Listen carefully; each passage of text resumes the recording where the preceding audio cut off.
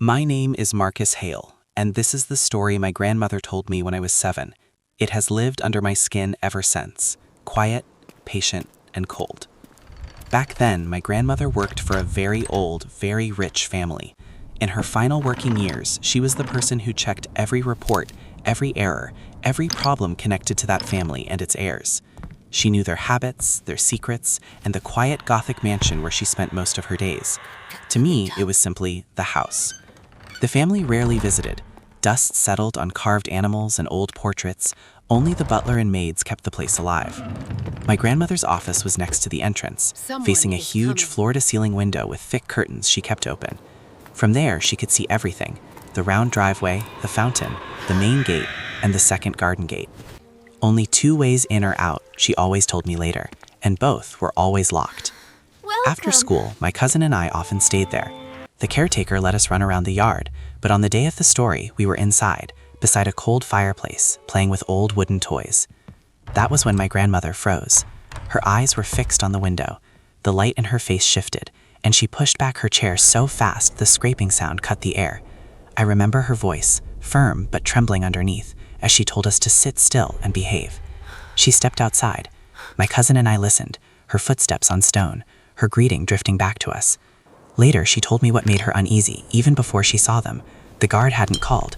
No hinge had squeaked. Nothing warned her that anyone had entered. But 2 women were already approaching the house. At first, she assumed they were new heirs, relatives of the family. But as they came closer, she felt something coil inside her.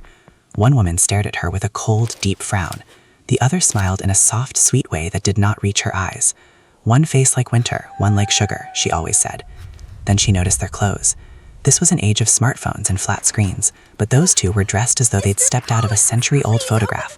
Long black gowns, high collars, lace sleeves, dark gloves. Strange, yes, but she'd met wealthy people with stranger tastes.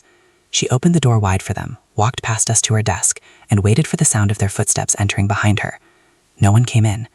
Minutes passed, long enough for her heart to start pounding. She looked at us, then at the empty doorway. Maybe they were admiring the garden? Maybe they turned back? She forced herself to work, but the unease grew. She finally looked out the window. The driveway was empty. No women, no shadows, no sound, nothing. A coldness climbed her spine, not from the air, but from the sense that something in the world had shifted sideways. She checked the garden entrance too. Nothing. The main gate was locked. She saw the bars clearly.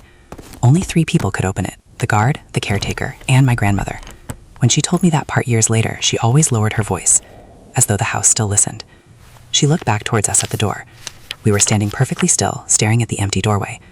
My own voice echoed in her memory, but now told through her words. I asked whether the ladies were coming inside, because I could still see them standing there. My cousin nodded beside me, eyes fixed on nothing. That terrified her more than the disappearance. She spun back to the window, begging silently to see them again, to feel foolish, to find something ordinary. Footsteps, a car, anything. Nothing. She walked down the drive to the gate, legs shaking. The guard looked alarmed when he saw her pale face.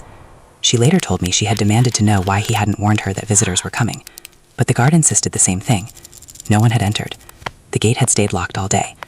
The garden gate, she had asked him? Sealed for years, he said, rusted shut. His words filled her like ice. She returned to the house slowly, calling a colleague for company because she suddenly couldn't stand being alone. When the colleague arrived carrying 2 card boxes, my grandmother was still trembling at her desk. Inside the boxes were old albums, thick pages, tissue paper, dust, and photographs from the early years of the family. My cousin and I sat on the carpet as the women opened them. We flipped through images of stiff clothes, ancient dinners, and serious faces. Then my grandmother stopped. A photograph showed the front steps of the very house we were in. Fountain, stone animals, the same driveway curve. 2 women stood arm in arm. One frowning, one smiling sweetly without her eyes. Both in long black gowns. Her hands shook violently, as if my bones wanted to escape, she once told me. She whispered old prayers mixed with old curses. Her colleague asked what was wrong. My grandmother told her everything: the visit, the silent women, the locked gates, the empty driveway. Her colleague read the caption under the photograph, a date from decades ago. The women had been dead for a long, long time. While the adults talked, my cousin leaned closer to the photograph. He giggled and tugged at my sleeve. "Look," he whispered. "In this one they have legs." I was confused, until he added, cheerful and sobbed, "At the door they didn't."